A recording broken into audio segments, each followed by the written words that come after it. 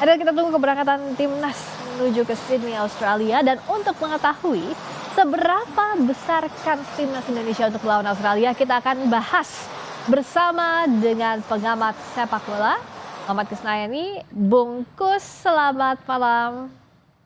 Selamat malam Friska. Kan harus segera memang ke Australia karena waktunya cuma 3 hari lah jelang 20 Maret 2025 nanti. Setelah tiba, apa yang bisa dilakukan? Karena kan belum semua pemain juga kumpul full tim ya.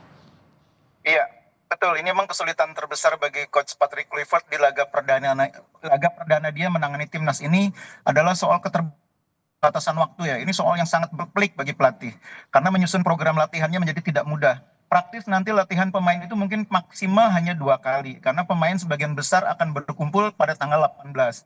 Hanya 2 kali latihan dan langsung latihan strategi mau nggak mau. Jadi persoalannya ada pemain yang tanggal 18 pun baru bergabung sehingga butuh waktu untuk adaptasi dulu untuk mengatasi jet lag ya. Ini juga persoalan yang harus diatasi oleh pelatih karena itu yang terbaik bagi pelatih sesungguhnya adalah dalam pertandingan perdana ini Kluivert tidak terlalu banyak melakukan perubahan dibanding strategi permainan ataupun sistem permainan atau formasi yang sudah dikembangkan oleh Sintayong sebelumnya. Itu kalau mau aman ya. Ya. Masalahnya kan Kluivert sendiri pernah bilang dia akan main 4-3-3 sementara Sintayong dulu mainnya 3-4-3. Itu tinggal keputusan sekarang. Beranikah melakukan perubahan dengan situasi yang seperti ini? Nah, tapi kalau bicara soal kemampuan pemain beradaptasi, baik itu pemain yang bermain di Liga 1 maupun abroad, apakah bisa tune in dalam waktu yang singkat? Apa sih sebenarnya yang Bungkus lihat dari kendala timnas selama ini dan harapan kekompakan di laga penting lawan Australia? Iya, salah satu problem kita ini kan sebetulnya dalam beberapa pertandingan tim nasional itu biasanya pemain di awal pertandingan itu selalu tidak padu gitu ya, selalu mudah untuk membuat kesalahan sendiri yang kadang-kadang Ya. dimanfaatkan oleh lawan. Nah, saya berharap di laga kali ini hal seperti itu tidak terjadi. Nah, supaya hal seperti itu tidak terjadi, memang langkah yang terbaik adalah kalau pelatih tidak melakukan banyak perubahan yang bisa membuat pemain harus beradaptasi lagi. Ini kalau mau aman gitu ya. Yap. Tapi semua tentu akan berpulang kepada keputusan pelatih, dia yang tahu kondisi terakhir pada saat latihan, dia nanti yang harus memutuskan. Nah, termasuk juga kalau kita lihat formasi Australia, kita lihat strategi lawan nih dengan pemain-pemain line up yang sudah diumumkan sejauh ini, apakah kita bisa sedikit lega? Karena kan beberapa pemain timnas Australia juga dalam kondisi cedera ya, Bungkus, atau ya tidak Iya, semata-mata jadi lawan yang mudah untuk dikalahkan. iya betul, menarik karena saat ini kalau kita lihat line up yang dimiliki oleh Australia dengan materi pemain yang dimiliki oleh timnas, itu malah lebih mentereng timnas Indonesia loh. Hmm, Pemain kita lebih mentereng. Ada yang main di Serie A, ada yang main di Liga Belanda, di Liga Belanda cukup banyak, ada yang main di Liga Jepang. Pemain-pemain Australia itu memang ada yang main di Inggris, tapi klubnya mungkin cuma Portsmouth gitu ya. ya, Ada yang main di liga yang lain juga, tapi bukan klub besar. Kalau di Silver kan termasuk timnya cukup besar ya di Twente. ya, Kemudian ada JIJ mainnya di Serie A bersama klub yang juga cukup kuat ya. Jadi ya. sebetulnya untuk saat ini materi pemain kita tidak kalah dengan banyaknya pemain Australia yang tidak bisa bermain di laga kali ini. Sebetulnya memang materi pemain kita tidak kalah, bahkan mungkin sedikit lebih baik. Makanya Tom Hai tadi kan mengatakan ke Australia itu bukan cari seri, kita cari menang. Karena Ya. emang dia sudah lihat lawannya itu siapa aja yang akan bermain. Jadi sebagai pemain dia udah bisa mengukur. Cuma sekali Ya. lagi tantangan kita adalah kita juga pemainnya banyak yang juga baru bergabung, oleh baru akan memulai debutnya. Juga Iya. 3 pemain lainnya. Tapi kalau kita lihat yang harus diwaspadai di Australia, kalau sebelumnya kan kita lawan Australia nggak ada Kusiniengi, betul ya, Bungkus ya. Iya, betul. Dan termasuk juga kalau bicara soal siapa yang kuat, Matt Ryan juga kuat di sana. Nah, apa Iya. yang bisa diwaspadai dari para pemain senior Australia ini? Ya, jadi Australia meskipun materi pemainnya tidak selengkap di pertandingan pertama waktu kita menahan imbang, tapi mereka rata-rata pemain profesional yang sudah teruji main di berbagai tempat ya. Dan rata-rata mereka sudah melewati cukup panjang perjalanan karirnya untuk sampai di tim nasional. Dan itu yang membuat mereka meskipun kualitasnya katakanlah bukan kualitas yang terbaik, tapi secara organisasi mereka itu cara mainnya selalu selalu bagus, selalu rapi gitu loh. Ya. Jadi koordinasi, disiplin, lalu kepatuhan terhadap game plan itu Australia selalu selalu terlihat baik. Nah, itu yang saya pikir harus diwaspadai oleh kita. kita ini kan banyak pemain yang caps-nya bersama tim nasional ini kan masih banyak yang di bawah 10. Mhm. Yang di atas 10 itu kan hanya sejumlah pemain ya. Pemain seperti Miss Hilher, Kevin Dix itu capsnya masih di bawah 10, apalagi oleh Romani baru akan debut. Iya. Apalagi nanti Audero, apalagi nanti Pelopesi, semuanya baru akan debut.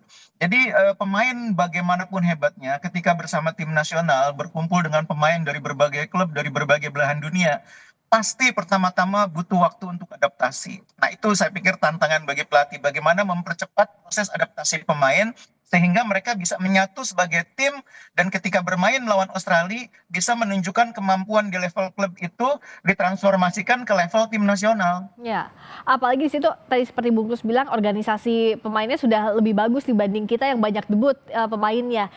Iya, Tapi apakah artinya kalau kita lihat caps para pemain timnas bisa bertumpu di lapangan untuk mengatur permainan ke Jay Itzes juga ke Rizky Ridho. Kita lihat kan beberapa kali mereka tampil impresif, bisa memimpin, bisa mengarahkan di lapangan. Apakah itu yang Bungkus lihat juga potensinya? ya, betul. Jadi di dalam sebuah tim itu pemimpin itu ada dua. Jadi pemimpin ada yang di pinggir lapangan, pelatih, ada pemimpin yang ada di dalam lapangan.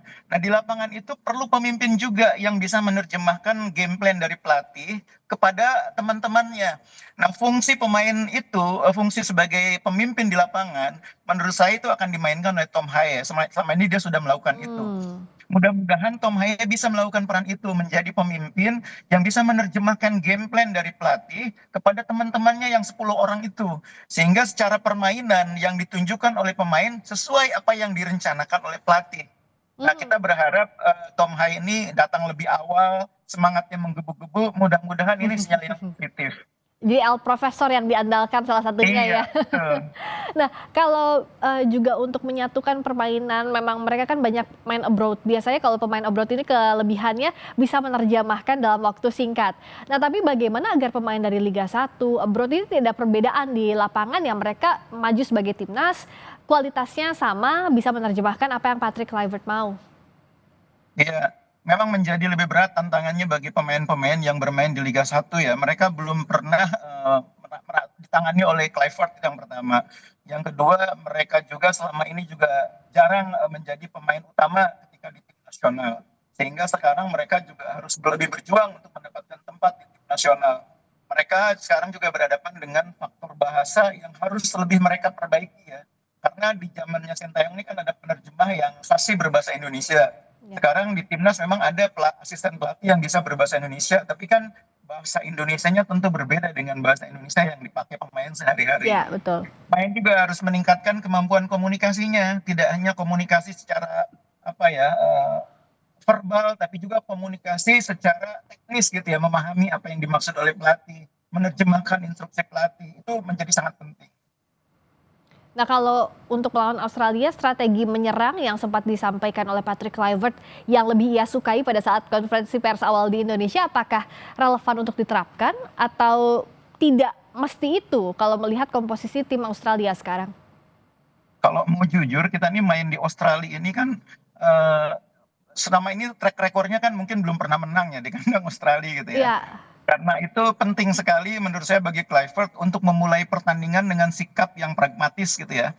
Berhati-hati dulu di awal-awal permainan, melihat situasi di lapangan, sambil menyiapkan plan B yang setiap saat bisa diperintahkan kepada Tom Haye dan kawan-kawan untuk diterapkan. Jadi memulai permainan dengan skenario A, plan A gitu ya. Bermain menunggu, melihat perkembangan di lapangan, hati-hati jangan kebobolan di awal. Begitu confidence bahwa kita bisa mengatasi, baru ubah plan B. Entah itu menit ke-15, menit ke-30, atau menit keberapa, terserah nanti sesuai dengan pengamatan pelatih. Tapi mulailah dengan sikap hati-hati. Yang penting itu menurut saya kita pulang dari Australia itu bawa poin. Yang paling penting kita menang di kandang waktu melawan Bahrain. Itu yang paling penting. 3 poin yang wajib kita rebut. Di kandang Australia kita bawa 1 pulang itu bagus. Karena itu yang penting lawan Australia jangan kalah. Ya, karena kan semakin berat lagi PR-nya kita ya, Bungkus, kalau Iya.